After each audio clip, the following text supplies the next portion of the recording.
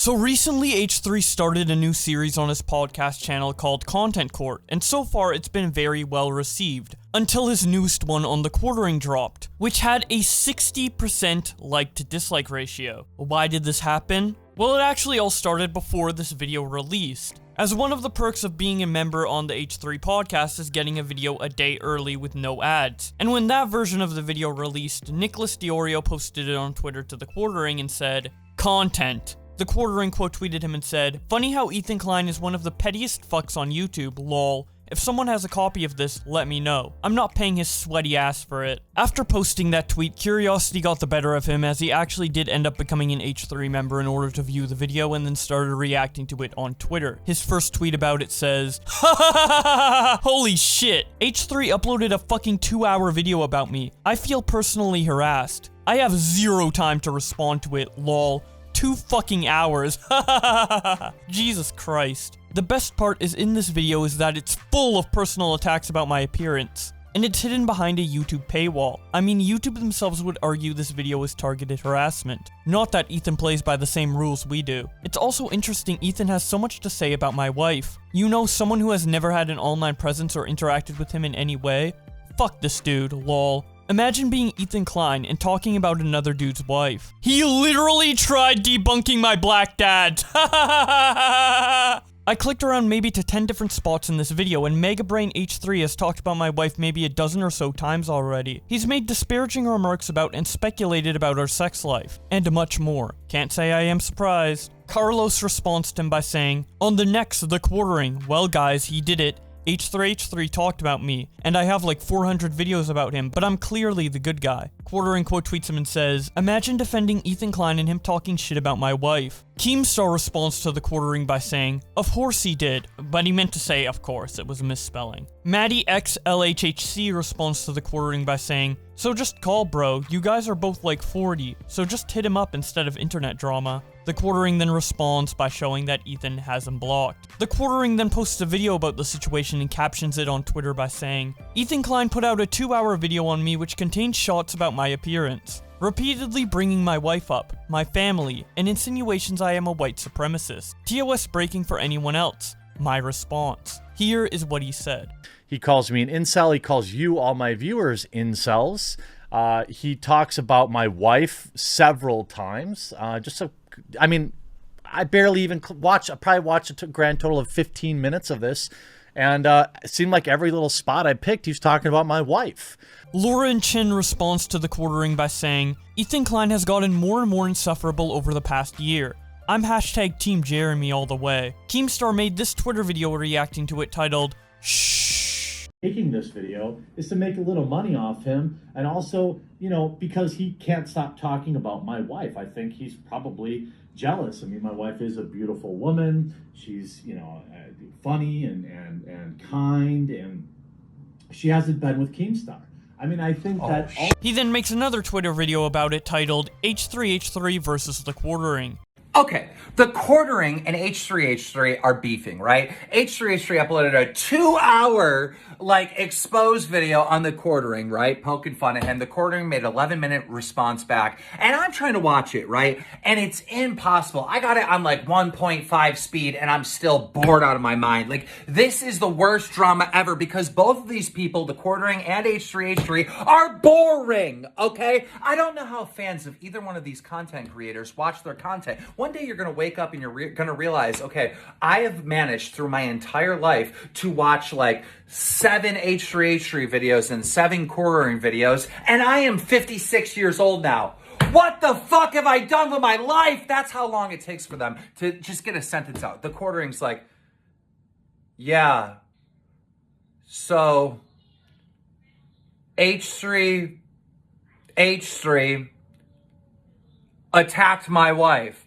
That's how long it takes them to get a sentence out. Now, somebody on the H3H3 podcast asked Ethan a question. Ethan responds by saying, well,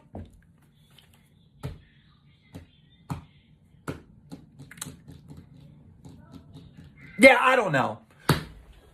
You're boring. You're both boring. Now listen, in any feud, I have to tend to, go with the person opposed to H3H3 because he's a horrible human being. So I'm going to support the quartering with this. But I'd like to just like explain that like I'm so frustrated because I'll never know what any of this is because my brain will not allow these big pauses in between words, in between sentences. Like this is the entertainment world and both of you are boring as shit. Sorry, but I can't even pay attention to this feud. Somebody give me the cliff notes. Leafy responds to Keem by saying, never even bother watching his video on you, or this new one, and no intention to. H3H3 production's bad. Pimpmaster Yoda says, Cliff Notes version. Present to you, I do, Keemstar, the Cliff Notes. A really great guy, H3H3 is, and say nothing bad about him, I would never. Make videos he can, about anyone he chooses, and say whatever he likes. And definitely saying this I am not, because mysteriously disappear, channels do. If talk shit about him, you do. That's all. Since The Quartering made his response video, Ethan decided to post the public version early, and Nicholas Diorio, who is an H3 channel member, reacted to this on Twitter by saying, lol, this is such a scam, showing the public version going live, the members version going live 4 hours prior, and then the H3 podcast account promising that members get it a day early. H3 starts responding to The Quartering directly when he tweets out on the podcast Twitter, shout out to one of our newest members of The Quartering. We very much appreciate the financial support. We couldn't do it without you, Jeremy, showing that he indeed became a member to view the video. Ethan then responds to himself by saying, thank you, Jeremy. The Quartering continues to tweet about the situation when he says, H3H3 bots butthurt in my replies because I changed my mind about responding to H3's garbage video and disgusting remarks about my wife. I didn't want to watch it. Someone said he talked shit about my wife. That changed my mind. Savvy? Let's see how it's going with H3's takedown of me. Hey, he will likely get a few subs to leave, and that's cool. But I don't get why the fuck he thought this video was a good idea. Showing a screenshot that H3's content court on The Quartering has gained a lot of dislikes. Gator reacts to the situation by saying, Ethan Klein is guilty of the biggest crime when you were a self-styled YouTube comedian. Being criminally unfunny. Imagine being so boring and cringy you make everyone, even the people that explicitly don't like him, side with The Quartering. 12 minutes in, Ethan Klein calls The Quartering a white supremacist. Leonad responds to him by saying, oh my god, are you serious? To which Gator responds, it's a very weird aside, where Jeremy is saying literally the opposite of what Ethan Klein tries to portray it as. He then shows a clip from the content court. Proud of your skin color is as stupid as judging someone else for the color of theirs. Could you imagine? I mean, how easy are people to control? The overarching message from mainstream media around the Black Panther phenomena is simply to say, you're black, you need to go see this movie. This is a primary problem I have with labels. It's a problem I have with labeling myself but with any political ideology, and I don't label myself by something as absurd as the color of my skin. Something I had zero control. Yeah, this is kind of a classic argument that you see. I don't want to say white supremacist, but it's like a super obtuse way of looking at skin and identity, is because being proud of being white is like, you know, white supremacy. Like, let's be honest, that's the heritage. The Quartering reacts to Gator by saying, Ethan Klein, The Quartering is a white supremacist. He then plays this clip, proving I am not. Moron. Lynad quote tweets Gator and says, The Quartering, I don't label myself on my skin color. I'm not specifically proud of it. I think that's ridiculous because it's out of my control. H3, so this is something white supremacists say. Bro, what? I'm not the biggest fan of The Quartering. I think the guy is often just as bad as the people he criticizes, just on the opposite side of the spectrum, and his videos are so slow it hurts. But calling him a white supremacist 12 minutes into a 2-hour video on him is fucking insane. The Quartering then retweets Lynad and makes a follow-up tweet saying, there are certainly things I've said in the past that could have been worded better. There are things I've said I don't agree with anymore, but one thing is for certain. Ethan Klein is a grimy cunt who doesn't have to live by the same rules the rest of us YouTubers do. Ethan Klein then tweets out, hey The Quartering, can you timestamp me where I insulted your wife? I will apologize and remove it from the video. The Quartering responds, Ethan, I appreciate the free promotion and your concern about my dick size, my sex life, and the lineage of my family. This video is defamatory and desperate. You and I both know if you were anyone else, this would be creator-on-creator harassment and a strike. You've fallen so far. H3 Podcast responds, so no timestamp? The Quartering then quote tweets Ethan and says, Ethan unblocked me to issue this half-assed apology after calling me a fucking white supremacist and insinuating I was a pedo. No, Ethan, leave the video up. It's actually an honor. There were so many legitimate reasons you could have criticized me for, and instead you just lied. Ethan quote tweets him and says, Hi Jeremy, can you timestamp me where I called you a white supremacist or pedophile? I will gladly erase it and apologize. Thanks. The Quartering quote tweets Ethan and says, 4830 and 5139, you heavily imply I am a pedophile. You also hilariously fail at implying I am a white supremacist. The clip's out there, and everyone is laughing at you. Okay, so now I'm going to show you the clips that the Quartering timestamped right there, but in conjunction with that, I'm also going to be showing the clips of every time he mentions that the Quartering is a white supremacist, and every time he mentions his wife, even if it's in a joking context, just to catch everybody up on what actually was said within the video. Here are those clips. He got banned from Magic the Gathering and then tried to run a story about how they're harboring pedophiles. Right. He's like, I know, I am that pedophile. Yeah. Oh, is this a picture of him and Harvey together? I didn't know they were friends. Best buds. They look really happy together. Maybe that's how he has the intel on Magic the Gathering's pedophile ring that he was claiming they had. I happen to know they've been harboring pedophiles. I'm one of them. And I don't label myself by something as absurd as the color of my skin. Something I had zero control. Yeah, this is kind of a classic argument that you see. I don't want to say white supremacists, but it's like a super obtuse way of looking at skin and identity, is because being proud of being white is like, you know, white supremacy. Like, let's be honest, that's the heritage. So God forbid you make a movie about Africans, or Jeremy here is going to be very angry about it, especially if people like it. Yeah. I am, of course, a white supremacist. Wow. He literally just came out and said that. I didn't say that. But yeah, and especially in the Marvel universe. I mean, how many heroes, white heroes, do we have in the Marvel universe? He's so triggered that, you know, what is there, one or two black heroes in the Marvel Cinematic Universe? Sure. He quote tweeted "fuck Hitler" and said, "And there we have it. Yikes." Saying "fuck Hitler" is yikes. From the guy, by the way, who was desperate to be published on a website that believes in Jewish genocide. So, just follow. I am, of course, a white supremacist. Yeah, I mean, just follow the breadcrumbs on that one. I mean, what's more racist, saying that there's not enough diversity in film critics, or saying that Gay Pride Month is about dudes butt fucking? Or wanting to write for the Daily Caller, which has a countdown timer on their homepage to the white genocide. I'm going to freeload in your house. Maybe to his wife, that's what it refers to. He's in the basement of his house. His wife has partitioned him to the basement.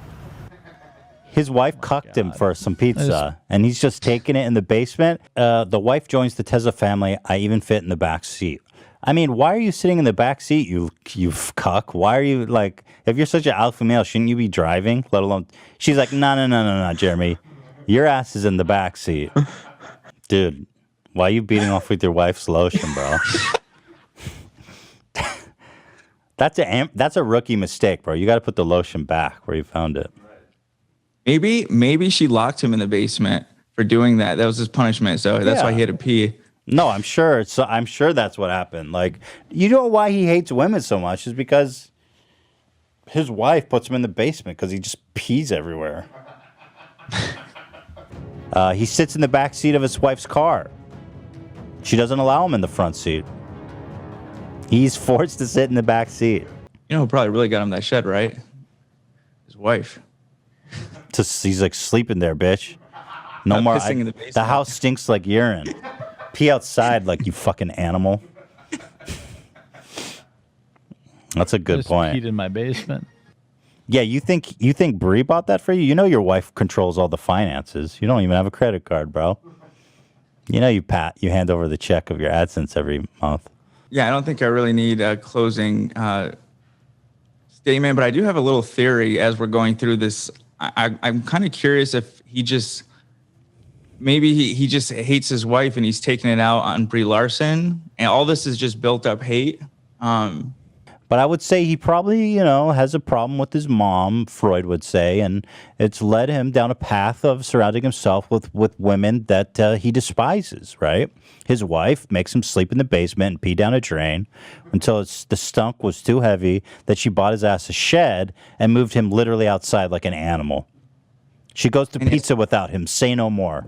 And he has to sit in the back seat. He sits in the back seat. Who does that? If I was the wife of the Quartering, I know she doesn't watch his videos, but she might want to start seeing what he's up to on the internet. Just remember, guys, being married doesn't mean you're not a virgin. We also have one last clip from Nicholas Diorio, and he captioned it on his Twitter by saying, "Wouldn't be Halloween without some grave robbing." So, as you can see, Chadwick Boseman's untimely and tragic death, the guy who played Black Panther, this happened in September. And I hope that the Quartering can visit each and every one of these kids' houses to tell them how stupid it is that they care about this guy because of his skin color.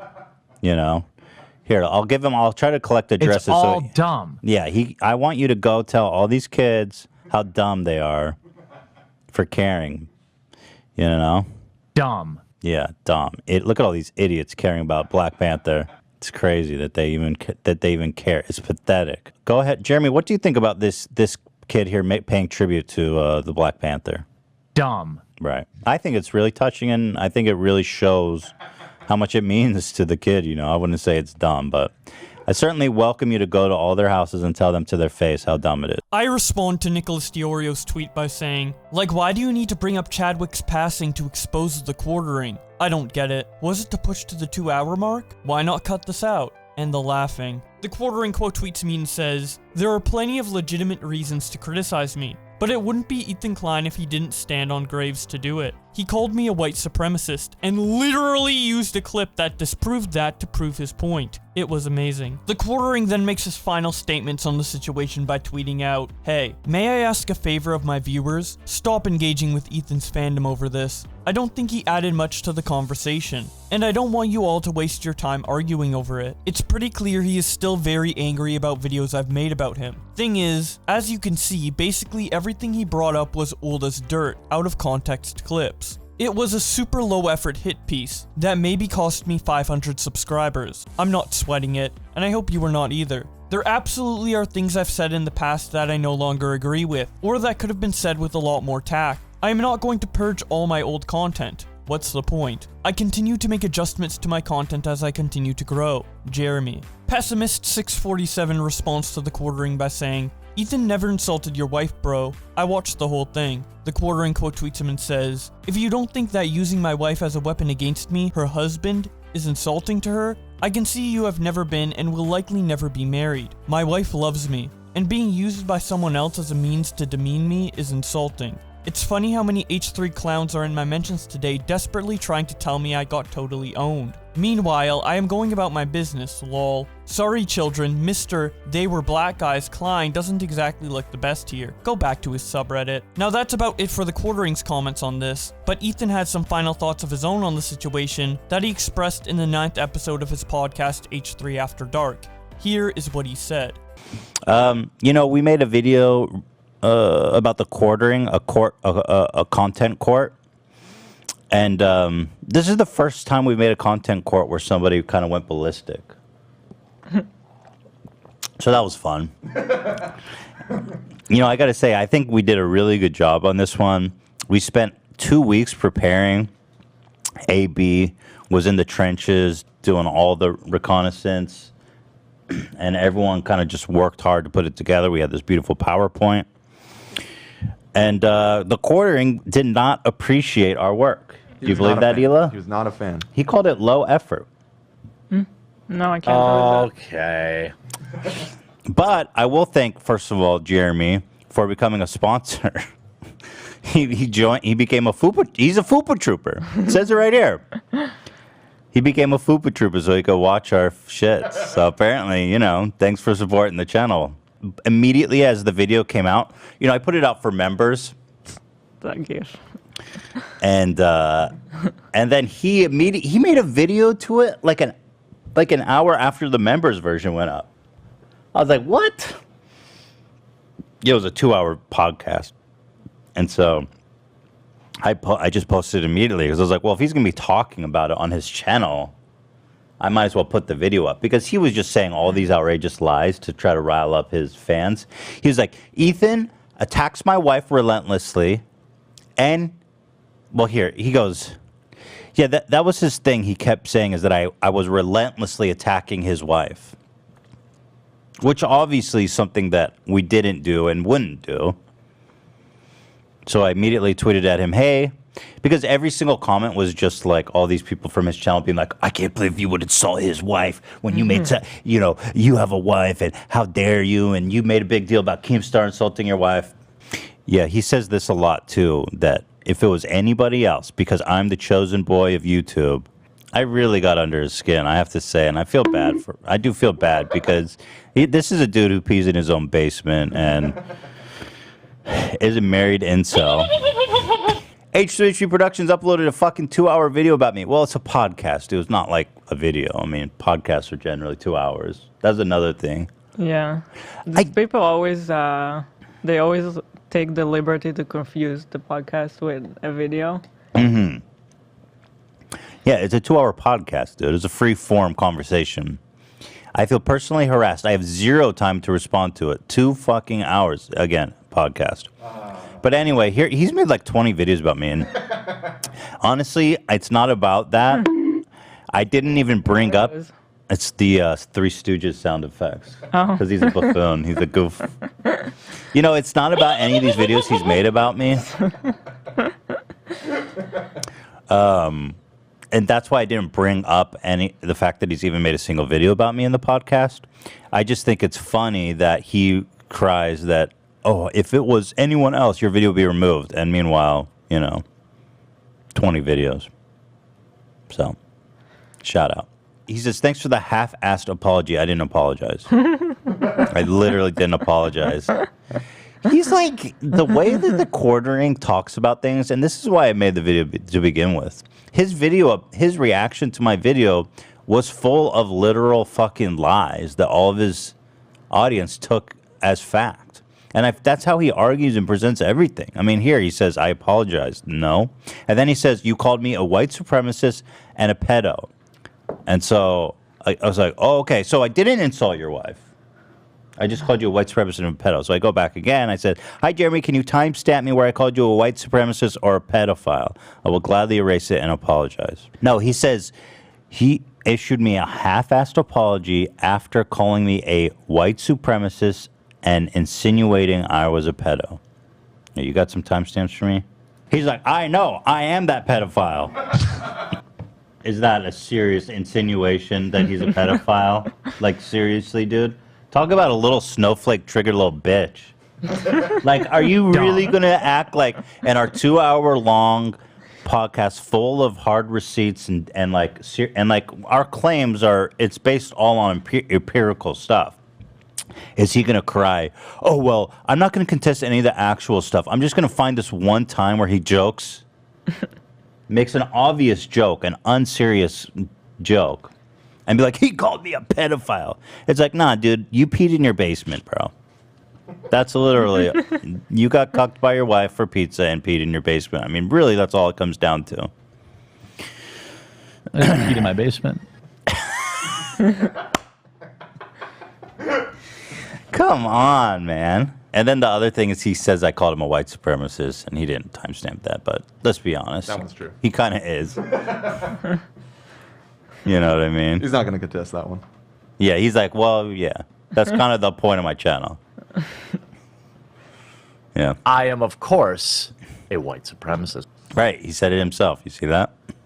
So, anyway, that was fun. Very fun indeed, Ethan. So, as for my opinion on this, While I think majority of the content court was good versus the quartering, a lot of great points were brought up and him peeing in his basement was pretty embarrassing and hilarious. I do think even though it was about 5 minutes worth of the 2-hour podcast, the fact that he made jokes about his marriage, him potentially being a pedophile, and then legitimately accusing him of being a white supremacist just brings the entire video down and puts Ethan Klein's credibility into question, not so much for the wife and pedophile jokes, but more so for the white supremacy argument. As him calling the quartering a white supremacist based off his comments kind of reminds me of the Wall Street Journal calling PewDiePie a white supremacist based off of his comments and actions. Clearly, both PewDiePie and the quartering aren't making the most tasteful comments in the world. I don't think it's enough to call someone a white supremacist. I mean, that's a pretty extreme accusation, saying that someone would prefer the world to be only white, because that's essentially the MO of white supremacists. Whites only. It's just insane to me that the same guy who defended PewDiePie in 2017 is now willing to call someone a white supremacist off of such little evidence. But that's just my opinion. I would love to hear what you guys have to say in the comment section below, even if you disagree with me. Or you could talk with me on my Twitch channel, because I frequently stream over there, and I'll be able to react to you in real time. I'm also on Twitter, so if I'm not live on Twitch, you can talk to me there. If you don't want to miss more videos like these, don't forget to subscribe with notifications on. I've noticed a lot of you aren't subscribed, so it would probably be in your best interest to fix that. Thank you so much to my channel members for supporting the channel, in particular, the Dank Memes Play, Turtle, and A Zorich for $30 a month, and Boar for $50 a month. This helps me out immensely. I appreciate it a lot. And with all that being said, thank you guys so much for watching, and I will see you in another video.